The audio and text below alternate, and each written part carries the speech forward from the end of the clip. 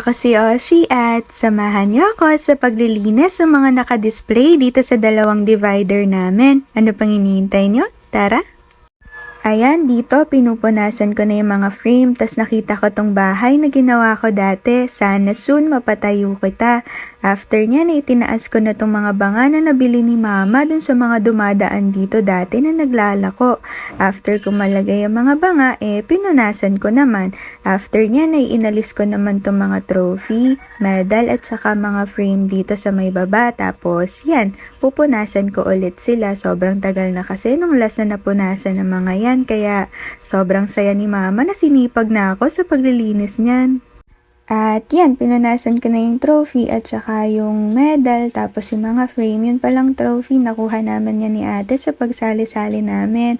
Tapos yung mga medal sa school naman yun. Tas yan, dito naman sa kabila, binaba ko na yung mga trophy dun sa taas. Tapos after nun, winalasan ko siya. Tapos pinunasan ko rin ng basa.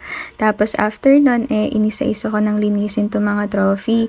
Yung iba dito nabasag na, yung iba nasira naman. Yan yung iba pa naming trophy sa mga nilabanan namin. Ito pala yung sash na ilan sa naipon namin at ito na, tapos ko na siyang linisin. After niya, umupo na ako dito at nagpahinga. O siya, hanggang sa susunod ulit. Paalam!